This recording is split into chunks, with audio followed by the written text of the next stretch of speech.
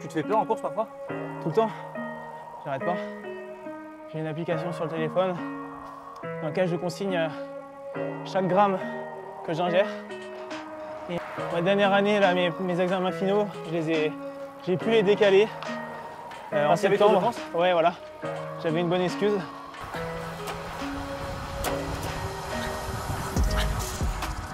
Après la Normandie de Guillaume Martin, direction le soleil et la Côte d'Azur, puisque je me situe au niveau de Grasse pour le deuxième épisode de notre série.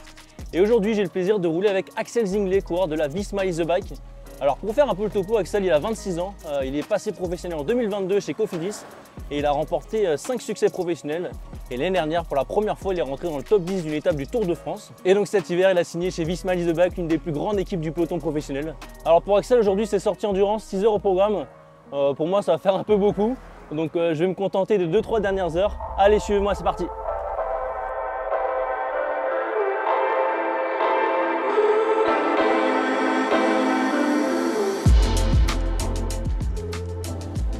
Salut Axel, comment salut. ça va? Ça va et toi? Ça va, ça va. Bon, t'en es où là sur ta sortie? Là, j'ai vu que t'étais parti un peu en avance. Ouais, écoute, bientôt 4 heures. Ok. Voilà, plus gros des bosses de fête.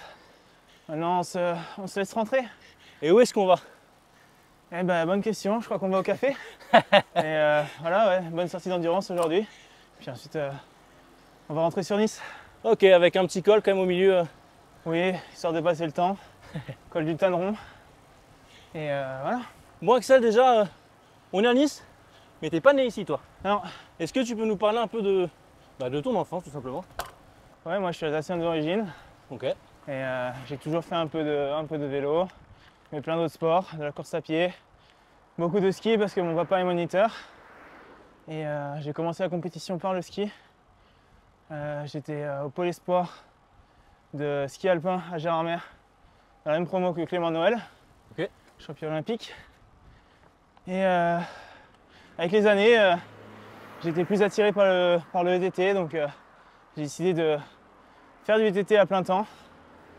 Et en 2020, je me suis mis à la route, l'année du confinement, du Covid, tout ça, j'avais envie d'essayer. J'ai surtout rêvé de ça en voyant le Tour de France en 2019 avec Julien Lafilippe, Thibaut Pinot, qui ont fait rêver, je pense, pas mal de Français. Et moi, ça m'a motivé à tenter l'aventure sur route. Et voilà, en 2022, j'ai intégré Cofidis. Et là, pour 2025, je vais rouler pour l'équipe Visma Lease the Bike. Donc voilà, mon parcours. Tu t'es mis assez tard du coup sur le vélo sur route finalement? Ouais, après j'en faisais quand même beaucoup à l'entraînement. Ok. Mais c'est vrai que j'ai commencé tard les compétitions. Alors pareil, hein, on faisait 1-2 compétitions tous les ans dans mes jeunes années, mais c'est vrai que c'était pas du tout ma spécialité. J'ai dû beaucoup apprendre, notamment sur le côté tactique, le placement, tout ça. Mais bon, après j'aime bien découvrir de nouvelles choses, donc c'est vrai que c'est aussi la raison pour laquelle j'ai beaucoup changé de discipline. Tu verras, dans mes études c'était pareil. Donc ouais, j'ai toujours aimé un peu découvrir de nouvelles choses et là je pense que j'ai trouvé ma voie en tout cas sur la route. Parle-nous un peu du coup de tes années de ski. Tu as commencé à quel âge et t'en as fait combien de temps?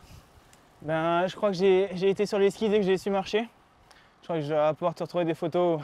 À 2 ans, j'étais sur les patinettes avec mon papa. Mais sinon, ouais, j'ai fait de la compétition jusqu'à peu près mes 14 ans. Et puis à ce moment-là, j'ai bifurqué plus sur le VTT. Le tournant, ça a surtout été quand je suis arrivé au lycée. J'ai intégré le pôle espoir de cyclisme à Besançon. Et là, c'est vrai que du coup, j'ai mis totalement le ski de côté. Voilà, et puis toutes mes activités finalement à côté, j'ai aussi dû mettre ça un peu de côté parce que c'est vrai que j'étais interne. Et bon voilà, c'était entre le bac à passer et puis les entraînements. On avait des emplois de temps bien chargés, donc c'est vrai qu'il n'y avait pas forcément la place pour... J'étais musicien avant, je jouais du violon. Ok. Moi, je l'ai jamais ramené à l'internat. J'avais peur de... Bah déjà, un peu quand tu es jeune, quand tu fais un truc un peu différent, déjà un peu des moqueries et puis aussi bah, un violon c'est quand même fragile et donc le ramener à l'internat ça aurait été compliqué et puis de toute façon j'aurais pas eu le temps d'en jouer donc voilà, c'est des choix après. Et en tout cas j'ai vraiment aimé m'investir dans le vélo, m'entraîner tous les jours. C'est quelque chose que je n'avais pas forcément avant. Quand tu es plus jeune, voilà, mon papa devait vraiment me pousser tout le temps à aller m'entraîner et faire du vélo. Et c'est vraiment quand je suis arrivé au Pôle Espoir, ça devait être en 2013 ou 2014. Là, j'ai compris que sans entraînement, ça ne marcherait pas parce que j'étais le plus jeune et je prenais des sacrées claques à chaque entraînement. J'étais toujours un peu dans le dur. C'est ce qui m'a donné envie que ça n'arrive plus, quoi. Ouais. Mais donc tu me dis, donc tu démarres le vélo sur route en 2020. Ouais. Et donc dès ta première année, tu es champion de France Espoir.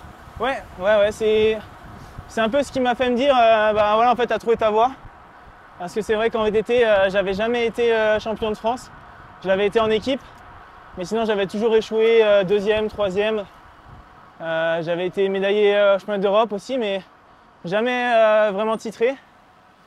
Et là, c'est vrai que ma première année sur la route, c'est vrai que ça a été difficile de prendre cette décision de voilà, tout ce que j'avais construit pendant des années autour des étés, de mettre ça de côté, repartir sur quelque chose de neuf. Mais au final, dès un an, avec ce titre, ça m'a vraiment confirmé que j'étais peut-être plus fait pour faire de la route. Et donc du coup, il accède rapidement ce titre de champion de France. Et derrière 2 années en tant que stagiaire professionnel. Ouais, c'est ça. Je m'étais engagé en fait dès 2020, donc ma première année sur route avec l'équipe Delco, qui malheureusement a fermé après un an. Donc je devais les rejoindre en fait en août 2021. Et j'ai fait que les stages hivernaux avec eux. Et en mars, j'ai appris que l'équipe n'allait pas très bien et que ce serait bien de chercher autre chose, quoi. Donc je m'étais engagé 3 ans et demi avec eux. Et donc je terminerai à peine mon contrat si l'équipe n'avait pas fermé. Donc ça a été un peu de stress sur le coup. Avec du recul, je m'en suis plutôt bien sorti. Mais ouais, c'est vrai que c'est aussi parce que cette aventure-là n'a jamais démarré que je me suis retrouvé comme ça chez Cofidis. Et alors j'ai lu, tu vas me le confirmer ou non, que EAE était sur toi dès 2020. Est-ce que c'est vrai ça? J'avais eu des contacts avec l'équipe, ouais, notamment avec le célèbre Maxime, qui est un peu le scout au niveau des jeunes. Et il m'avait proposé un stage en 2021 et qui aboutirait sur un contrat si ça se passait bien. Mais à côté de ça, Cofidis me proposait un contrat directement. Et comme j'avais déjà connu des déboires avec Delco et que j'étais aussi plus si jeune finalement pour ce qui se fait aujourd'hui, j'ai préféré jouer la sécurité et rejoindre Cofidis. Te voilà maintenant à la Visma Lease the Bike. Pareil, ça a pas mal parlé, notamment dans la presse, un peu avant le Tour de France. La Visma Lease Bike, ça se refuse pas? Ouais, ça se refuse pas trop. En tout cas, moi, c'était un peu un rêve.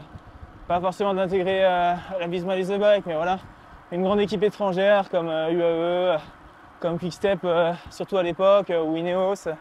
Voilà, ça c'est quelque chose que je m'étais un peu promis, on va dire, d'essayer dans ma carrière. Dans les faits, c'est toujours difficile, on voit quand même peu de Français à l'étranger, même s'il y en a de plus en plus. Mais ouais, c'est quelque chose que je voulais essayer, c'était un peu un rêve de gosse. Et quand j'ai eu cette opportunité-là, je pense que c'était le bon moment. Et en tout cas, j'ai voulu sauter sur l'occasion. Ouais. Alors, c'est pas une injure pour les coureurs de la Cofidis, mais là, tu vas te retrouver avec Jonas Vingegaard, Wout van Aert. Qu'est-ce que ça te procure? Ouais, c'est super motivant. Là, par exemple, je serai sur Paris-Nice et on commence à préparer le chrono par équipe. On aura Jonas et Matteo Jorgensen qui a gagné l'an dernier le général. Donc là, tu sais que tu vas faire sur le chrono par équipe. Tu es une pièce aussi importante de l'équipe et l'objectif, c'est d'aller chercher la victoire. Donc disons que c'est pas la même approche. Donc là, dans un premier temps, tu seras plutôt dans un rôle d'équipier? C'est une équipe où il faut toujours quand même apporter au collectif, ouais, ça c'est clair et net. Mais c'est quelque chose auquel je suis prêt parce que voilà, j'ai aussi envie d'être partie intégrante de ce collectif. Et voilà, c'est une équipe qui a déjà fait des grandes choses. Et j'aimerais beaucoup être acteur par exemple d'une victoire sur Paris-Nice ou pourquoi pas un jour d'un grand tour. Je sais de toute façon qu'à titre personnel, c'est compliqué d'aller gagner le Tour de France. Mais par contre, en tant qu'équipier, bah, c'est possible. Et ça maintenant, aujourd'hui dans le vélo, il y a très peu d'équipes où c'est possible. Je pense qu'on les compte sur les doigts d'une main. Donc ouais, c'était aussi voilà, cette opportunité d'avoir des émotions différentes. Pas forcément à titre personnel, mais vraiment de s'investir dans un collectif et d'aller chercher des victoires ensemble, quoi. Ouais, c'est ça, les gens ne se rendent pas forcément compte aussi, c'est qu'en tant qu'équipier, bah, il y a aussi toutes ces émotions à vivre qui sont hyper intéressantes comme coureur professionnel. Et oui, tu as un rôle en fait tout aussi important quand tu es équipier. Enfin, disons que c'est toujours le leader qui fait la différence, mais tu accompagnes vraiment et tu fais partie prenante de la performance, quoi.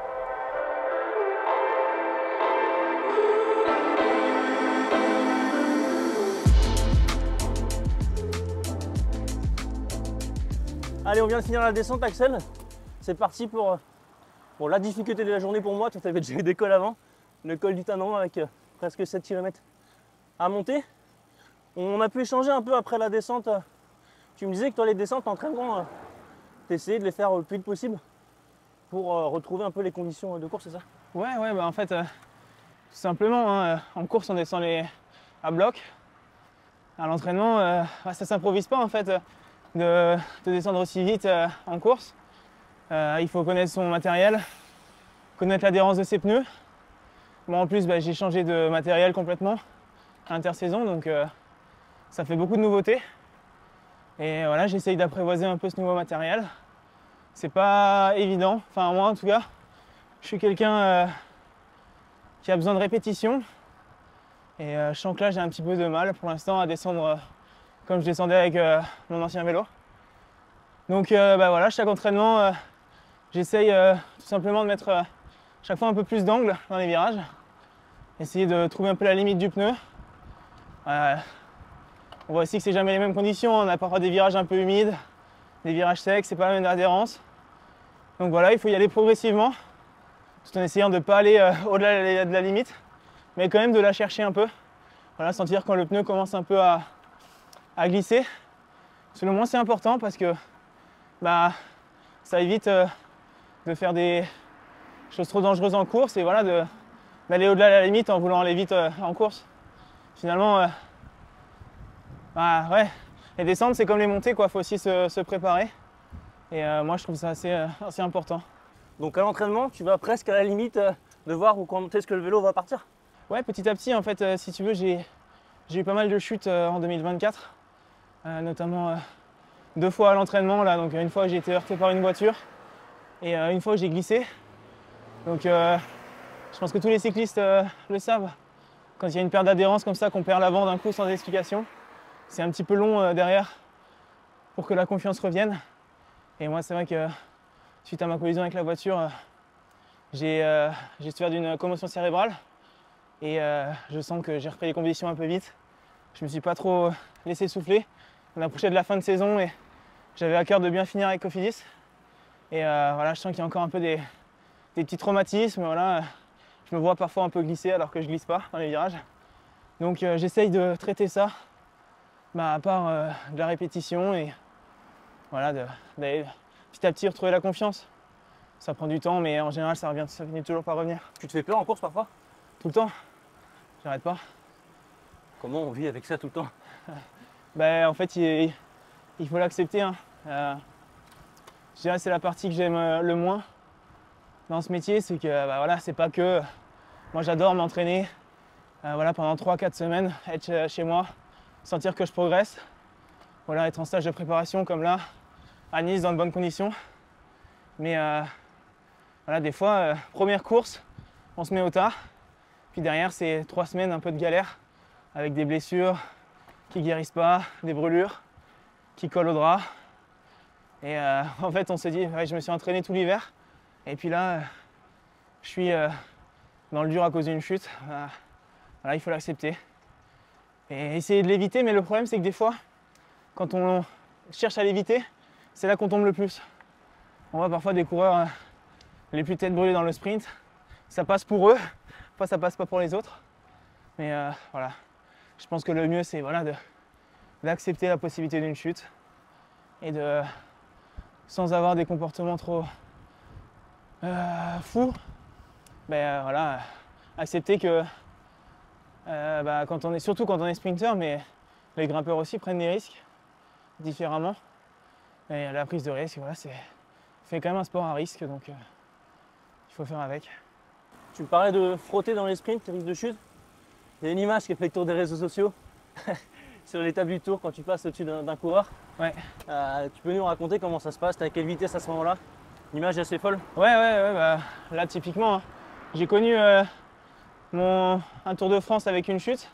C'était il y a 2 ans, en 2023, pour mon premier Tour de France. J'étais tombé très tôt dans la compétition, je crois à la 4e étape. Et là, clairement, c'était une arrivée à... je crois qu'on est arrivé à Dijon, je suis plus sûr. Et donc Mats Petersen qui va au tapis devant moi. Et là, clairement, j'avais pas envie de passer le reste de la compétition avec des bandages. Donc je voulais absolument éviter la chute. Et j'avais le souvenir de Peter Sagan qui avait sauté un peu par-dessus un coureur qui s'en était sorti comme ça à Paris-Roubaix, il me semble. Et je me suis dit, bon, c'est possible. J'avais pas, de toute façon, on allait très vite, donc de toute façon, pas le temps de freiner. Pas d'autre choix que d'essayer de sauter par-dessus. J'étais le premier surpris de me retrouver derrière lui, toujours sur mon vélo. Mais c'est vrai que c'est une image qui a fait le tour. Moi, j'étais surtout content à la fois de ne pas être tombé moi-même, parce que c'était surtout ça l'objectif. Puis en plus de ne pas avoir blessé Mads en lui rentrant dedans, quoi. Ouais. Et d'ailleurs, pour l'anecdote, il m'a envoyé un message le soir en me félicitant de l'avoir sauté comme ça par-dessus. Donc même lui, bon, il était quand même bien amoché parce qu'il a abandonné. Mais il a quand même eu l'humour de me féliciter. Donc ça, c'est sympa de sa part. Donc là, on est dans le col du Tanneron. On a dû faire peut-être 2 km. Qu'est-ce qui change pour toi, Axel, de passer dans une équipe comme la Visma Lease the Bike? J'ai dit tout à l'heure, l'une des meilleures équipes au monde. Ouais. Il y a beaucoup de... Disons que la façon de travailler est différente.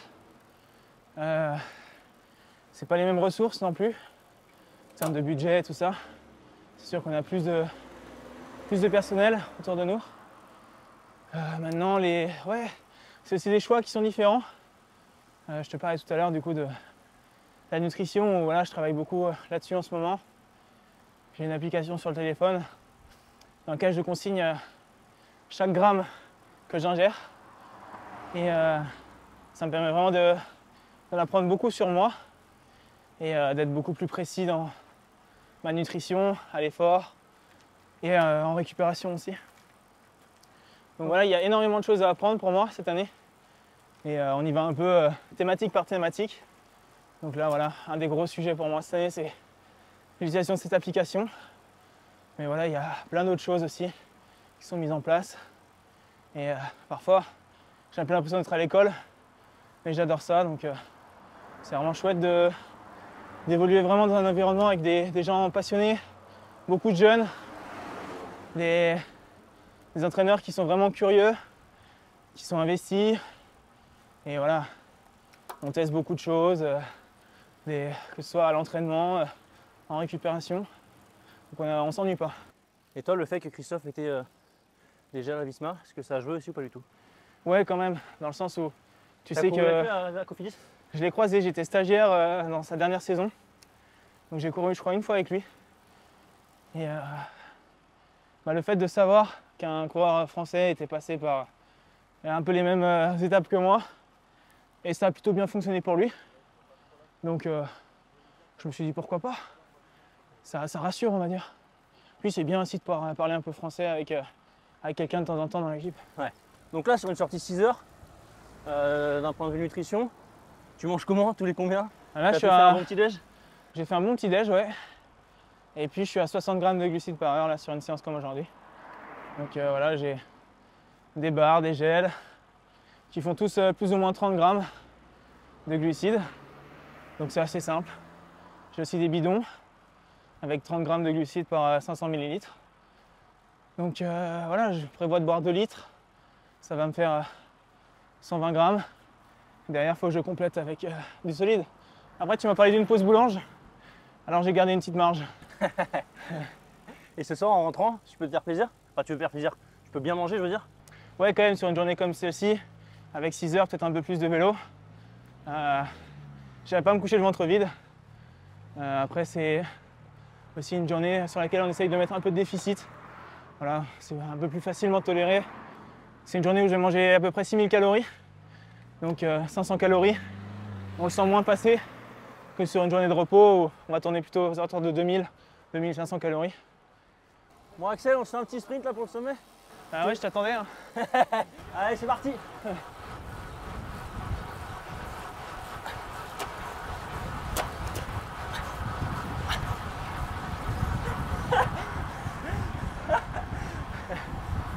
Ah, bien joué. C'est pas cool parce que j'y ai presque cru. Ouais, purée. On fait douter. Hein. Bon, bien joué Axel pour ta victoire. Hein. Merci. Je n'ai pas pu rivaliser, mais t'es à combien la boîte? Attends, je vais te dire. Tac, puissance maximale. 1220. Salut. Et sur un sprint du Tour de France, tu montes à combien max? En course, ça peut monter à 1005. À l'entraînement, en général, les records se situent plus vers 1006, 1007. C'est vrai qu'en course, en général, on fait quand même moins parce qu'on n'arrive pas frais dans la dernière ligne droite. Il y a souvent beaucoup d'efforts déjà toute la journée et puis en plus, encore plus dans les derniers kilomètres. Okay. En fait, c'est surtout beaucoup de placement et de résistance, les sprints. Okay. L'explosivité n'est pas si importante que ça. Donc en fait, c'est plutôt des sprints où tu vas emmener des longs watts sur, je sais pas, 15-20 secondes. Ouais, c'est ça. Ouais, même plus, il y a déjà beaucoup de placement. Donc voilà, ça peut arriver qu'il y a une minute à bloc à faire pour se replacer. Et puis après, à ce moment-là, il faut sprinter avec ce qui reste, quoi.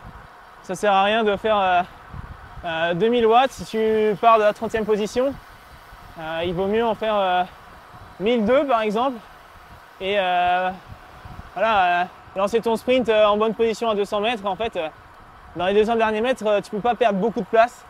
Donc, en fait, des fois, on voit des mecs pas forcément très explosifs faire des sprints honorables avec des belles places d'honneur.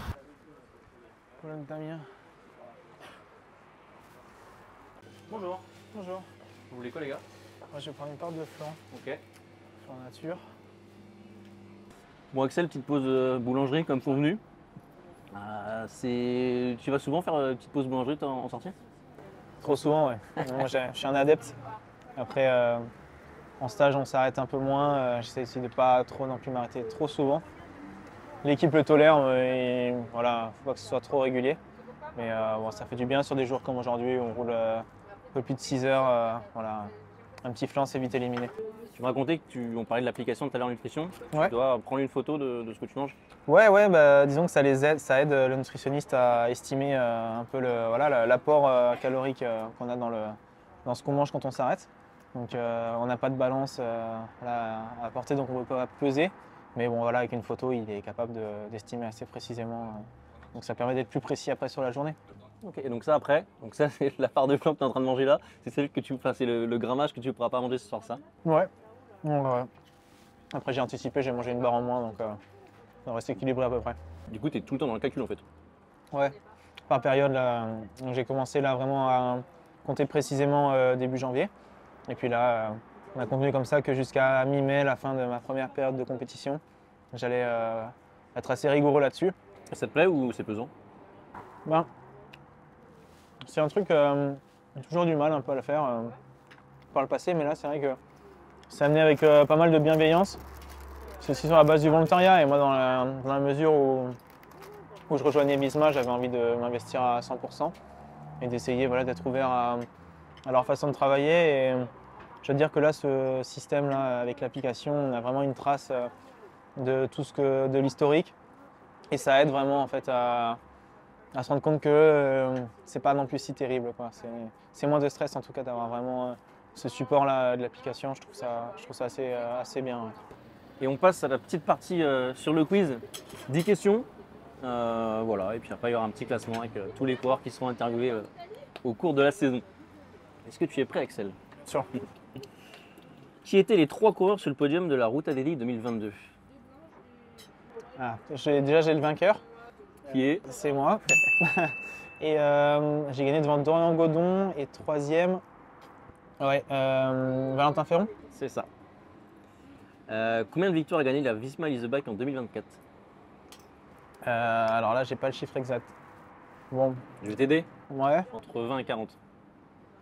35, 32. 32. En quelle année a été créé le Tour de France? Ah, purée, non, là, j'ai aucune culture, ça craint. 1903. Voilà. Yes, Ouais, c'est ça. on va aider. Bien aidé. Combien de top 10 as-tu cumulé en 2024? Classement général compris. Wow. Je dirais entre 25 et 30. Ouais, c'est ça, 27. 27. Avec 3 générales. Ok. Quel coureur a remporté la Coupe de France 2024? Benoît Cosnefroy. Oui. En quelle année Bernard Hinault a-t-il été champion du monde? 1983. 80, t'étais pas loin, hein? Ah Qui a remporté l'Amstel Gold Race en 2021? Un nouveau coéquipier, si je peux t'aider. ouais. Un nouveau coéquipier. Ouais. Ah ouais. Ah non. Ah, Tige Bennett. Non. Attends. Pas vous quand même. Si. Ah ouais. Ouais. Je savais pas que tu l'as gagné. Qui a remporté Paris-Roubaix Femmes en 2024? Si, c'est la fille de F là. Ouais, Alexandre Jackson, ouais. Ouais, ça c'est Mince. d'avant. Ah bah si, c'est Demi Vollering. Non, pas Demi Vollering, l'auto-copier. C'est ça. Et enfin, 2 questions hors cyclisme pour terminer. Tu as suivi les JO. Mm. Combien de médailles la France a-t-elle remporté aux Jeux Olympiques 2024? 60. Non. Si, c'était bon. Ouais. Faut continuer, il y a un chiffre derrière, 63. mais 64. Ah. Et je sais pas si tu suis un peu le Vendée Globe, mais qui a remporté le Vendée Globe? Ça vient de se terminer il y a quelques jours. Ouais. Aucune idée. Charlie Dalin. Ok.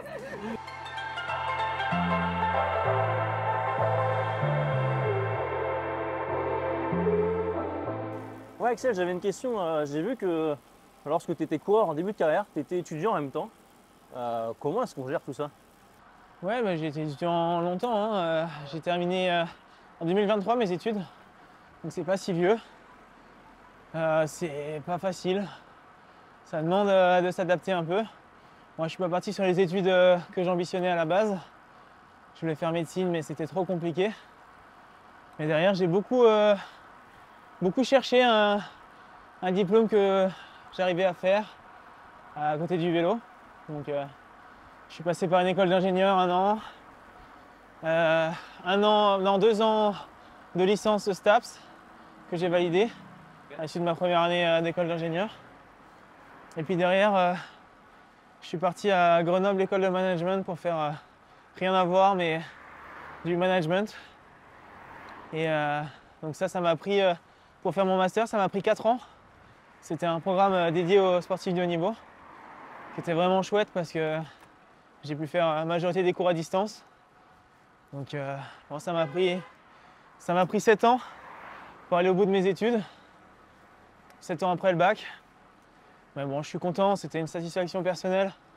C'est vrai que quand je suis passé pro, c'est devenu plus dur de me motiver. Mais voilà, je voulais pas lâcher, j'avais quand même vachement ramé après le bac. Donc c'était un objectif aussi perso d'aller au bout de mes études. Et puis c'était quand même super intéressant. J'ai appris plein de choses. J'aime ça, donc je trouve ça cool de pouvoir s'ouvrir à un monde qui est plus vaste que juste le milieu du vélo, qui est très riche, mais voilà, qui reste quand même centré sur lui-même, et il y a énormément plus à découvrir autour. Donc je trouve ça, moi en tout cas, j'avais besoin de pas être uniquement coureur cycliste. Maintenant, je suis très content parce que je peux vraiment m'investir sereinement dans le vélo, quoi. Et tu avais l'après-carrière en tête, ou c'était vraiment l'envie de découvrir plein de choses différentes? Ah oui, il faut y penser, je pense, après la carrière. Là, je sais que aujourd'hui, je suis serein. Si demain matin, je me réveille et j'ai plus envie de faire de vélo, bah, j'arrêterai et je ferai autre chose. Et ouais, moi, en tout cas, ça me semblait important d'y penser. Je me voyais pas m'investir comme ça à fond, sans trop savoir ce que je ferais après. Donc des fois, tu avais des cours en présentiel ou tout était à distanciel? Ouais, j'avais surtout les partiels qui étaient en présentiel. Le reste des cours était quand même essentiellement en e-learning. C'était à quel moment les partiels? C'était souvent en été, Ok. en juin, juillet. En plein dans le tour? Ouais. Ah, moi, ma dernière année, là, mes examens finaux, j'ai pu les décaler. En Parce qu'il y avait Tour de septembre. France. Ouais, voilà. J'avais une bonne excuse. Donc c'est des choses qui sont faisables. Et je les en remercie d'ailleurs. Ils ont été très compréhensifs. Bon, ça râle derrière. Ouais. Allez, on arrive sur la fin de la vidéo. Merci à toi Axel et puis je vous dis à bientôt pour une nouvelle vidéo. Salut Axel. Salut.